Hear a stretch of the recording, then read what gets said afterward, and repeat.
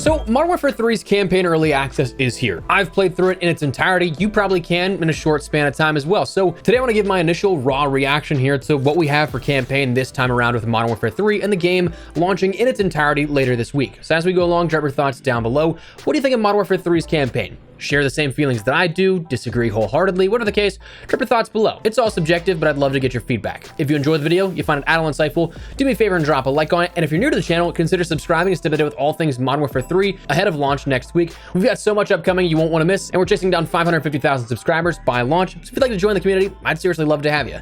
For now though, let's jump into my thoughts on if the Modern Warfare 3 campaign's any good. So first, a little disclaimer. I'm going to do everything I can to give zero spoilers, and all footage that will be seen here in this video is taken from the first few missions. So let's try to keep it cool in the comments. No spoilers for those that don't want any spoilers. Don't be that guy. And additionally, if you don't share my thoughts on this throughout, no worries at all, man. It's all subjective. This is just my own personal take. You're more than welcome to your own. But firstly, let's start out with cutscenes, because that's probably my favorite part of this entire campaign. And not even like as an indication of where we'll touch on in a second, though I guess you could kind of make the argument that it is, talking gameplay-oriented stuff, but I'm such a dang nerd when it comes to the Modern Warfare story, and the shift to pre-rendered cinematics, I genuinely think it's done great things for getting that narrative and point across here. It genuinely looks like a movie when you play these. And frankly, I'd watch a cutscene movie over maybe even playing the campaign in this one if I were to go back and do it again, because while I don't mean it as any slight, the gameplay I thought was just relatively lackluster, which we'll get to in a second. But the cutscenes, the pre-rendered ones at least, chef's kiss. I didn't notice it a whole ton, but the in-game rendered cutscenes, the ones that the game doesn't pop you into a movie file for, those sometimes could be rough here, didn't look all that great, and that's even on a 4090 card running at 4K Ultra. So the cutscenes, how the cinematics and everything looked, phenomenal, I thought, for the most part. Now, let's talk about gameplay, because that's kind of what it comes down to as well, gameplay and narrative. Cutscenes are entirely not irrelevant, like obviously they're key and important to telling the story, but if that's my favorite part, clearly there's some stuff I want to touch on with the gameplay and the story narrative. So for the gameplay, I will say one positive before this, maybe it's anecdotal, but in terms of frame performance, I play on 4K Ultra. But I was getting around 200 FPS as an average, and over that in a lot of cases. So for optimization, I'm not saying overall it's great, but in my singular situational, and again, anecdotal case that I had, felt pretty good. Only felt hitching like 1 or 2 times based off my recollection. I'll have to go in and double check to see what was up with all that. But anyways, the gameplay for the campaign itself, well, the biggest part to me is that it didn't really feel like there was anything innovative at all. It felt like a lot of the same.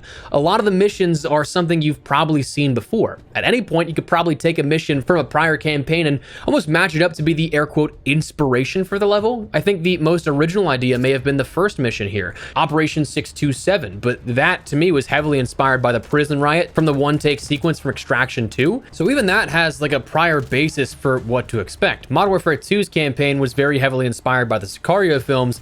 That is one of those things I see the film reference there, for me at least.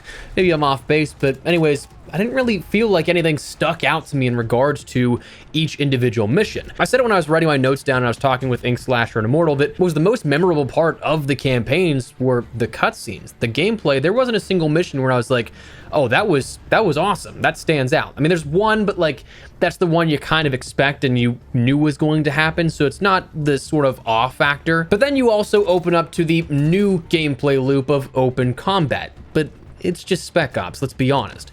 So I'm absolutely all for trying something new creatively. I get it. You want to shake out the standard linear motion of a game's loop, and I can respect that. But for me, it was just a miss. Again, if you enjoyed it, that's awesome. But for me, it just didn't hit the mark. It felt a bit too overdone with zero payoff, and frankly, I feel like it messed with the flow of the campaign. Like, I feel like there were too many of these open combat missions, and then when you had them back to back, it wasn't super enjoyable. But also, there are multiple times in those open combat missions where messing with the flow, you completed a singular objective and you're like, oh, I'm done, I can extract already. Where at least with the linear missions, you know where A to B relatively ends up. Instead of the one that I'll always think of now at this point is the Gora Dam mission. You simply destroy 4 bomb sites and then exfil. I was genuinely surprised when I completed the 4th bomb and it says, oh, just meet at the rally exfil point. I was like, what? We're done already? So in that sense, I guess one of the overarching themes of it is that there's no real replayability to me when it comes to the gameplay loop. Open combat missions were described to us as a free choice with replayability in mind, but beyond finding weapon crates, I really saw no reason to. The loadout system I thought was pretty gimmicky. You could change your loadout, but only to the weapons of stuff you found in crates. So sure, kind of adding a little bit of value to the crates, but you also didn't need any air quote upgraded weapons or anything. Everything you found on the ground, even just the base weapons, was totally fine in getting the job done. There was no intel or side quest things that maybe I'm wrong, maybe I just entirely missed it, but having looked initially, I found nothing. That stuff adds plenty to replayability for me. Again, maybe I'm wrong, but I didn't find any. There was no platinum mastery trophy for the game. It felt lackluster in regards to stuff you could do other than just simply walk through the campaign like that. At least that's how I saw it. But I mean, sure, if gameplay isn't the best, surely the story can make up for it, right? Well, yes and no. The story I really wasn't disappointed in until the ending. Spoiler free, it's just, I don't even know how to describe it. Up until that point, I think it was fine, but the ending just entirely turned me off. In terms of character development, I think they did a really good job at making Makarov a menace, or to a degree. The hangar scene after he's broken out, and then of course with the new no Russian sequence, you're like, this guy's insane.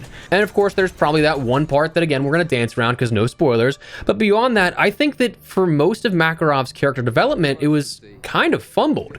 They did build him up to be this monster, but then like nothing came of it. You set up this massive high and then it just like continued to tail off with no real reason to, at least as the player, be like, oh, I'm terrified of Makarov. Like I knew I was still chasing Makarov, I knew he was the bad guy, but unlike the original trilogy, there wasn't really any payoff for me, at least besides the shock factor bit at the end. But even when you play it, you're like, well, that's it? I think they did a good job at carrying over that 141 still does not trust Graves and Shadow Company, and rightfully so. I love that at one point they end up just walking right by Graves as he says hey to them. They introduced a few new characters and lines just for the sake of it, which I wasn't really too fond of. There's a certain character who's introduced from the original trilogy, but again, you're just like, that's it? Honestly, that could probably be the overall theme here of this in my review is that's it. But there were a cool few callback lines where in my stream I was like, guys, he said the thing, which sure was cool, but again, nothing super notable. I think the cutscenes, looking back at it, were my favorite parts and most memorable parts of this campaign to a degree. But the as spoiler-free as possible description that I can give you about the entire sort of campaign and then leading up to the ending is that there's just no resolution. And the resolution that does potentially get offered, it doesn't make a whole ton of sense. It's not even like it's a cliffhanger, really. It just felt like there were just missions missing. Like I genuinely thought that we'd have at least one more mission after the final one, but then the credits started rolling and I was just so confused. So like, again, I don't think it's any spoiler, I hope it's not, but like truly at the end, I was like, there's more, right? And then there just wasn't, which was a big, again, turnoff for me. It just felt unresolved.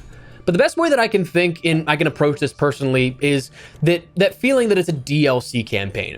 Not that my mind really ever deviated from the fact that like this game I think could have and should have been a year 2 update for Modern Warfare 2. Again, let's be honest, Activision, Call of Duty, they're not going to give up a free $1 billion. But whenever you thought of, oh, they're throwing a new campaign and they're throwing zombies in to justify the price, I still didn't agree that it should have been $70.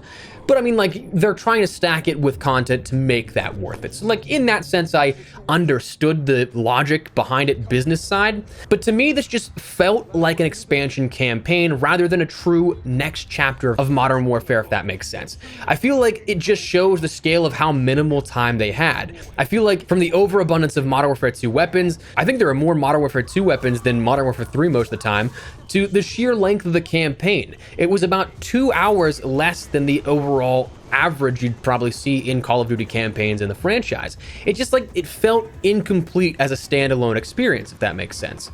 I don't think we'll ever see a studio or publisher admit it, but if you look at the very likely context of the shortened development, it makes sense. I mean, why else would we see Verdansk again in an almost 1-to-1 format?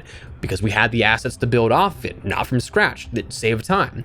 Why else would we have open combat missions? Because the base gameplay mechanics of Spec Ops are there. Again, you don't have to build stuff from scratch at that point. It just is reshifted to fit a narrative purpose this time. Why else did we have minimal MW3 weapons in the campaign and we had so much on offer for Modern Warfare 2? I mean, the campaign is Modern Warfare 3. The multiplayer, sure, you could say it's a unified system and unified universe, but like at the same time, Modern Warfare 3's campaign is the Modern Warfare 3 campaign, the story there. So why would you not focus more on Modern Warfare 3 content in that at the very least?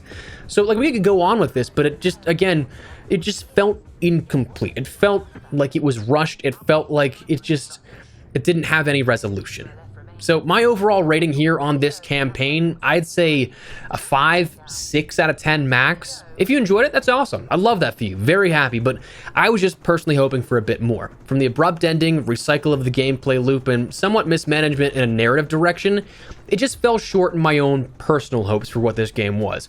I, of course, know that we're probably going to see a Modern Warfare 4 now to give resolution in like 2026, but like, I would have liked a much better offering now to tide us over in regards to that story until then. So that's kind of where I'm at here at this, and that's my, again, hopefully no spoiler review. Some of the stuff is just, it's tough to touch on what I didn't like without mentioning it, but again, hopefully with zero specifics, it doesn't take away from the experience at all for you. But anyways, I mean, if you have it pre-ordered, if you have it available to play, I mean, it's worth the run through to see for yourself. But again, like I said, I think that if I were to do it again, I'd probably just watch the cutscene movie rather than actually spend the 4 hours playing it. You get the same thing out of it, but it's just, you don't really waste as much time. So anyways, that's where we're at. I'm still very much so looking forward to having the multiplayer now on top of all of this. I know that might sound weird, but like I said, this is the game that I think we should have had all last year, even if the campaign didn't live up to where my expectations were. I'm looking forward to grinding out camos for multiplayer and zombies, looking forward to getting my weapons ready for Warzone and all things that come along with that. So we're still just beginning. It's just unfortunate that this was kind of a miss to begin with for me. So anyways, that is my take and sort of campaign review here. Whether it means anything to you or not, that's up to you. But anyways, thanks so much for watching. Let me know your thoughts down below. How do you guys feel about the campaign? If you played it, if you watched it, whatever the case, feel free to let me know. If you enjoyed the video, you find it at all insightful, do me a favor and drop a like on it. And if you're new to the channel, consider subscribing to stay up to date with all things Modern Warfare 3 as we gear up for a very busy next couple of weeks here with the launch of the game upcoming. I'd love to have in the community, but for now, thanks so much for watching. My name has been Espresso. I'll see you later. Take care and peace.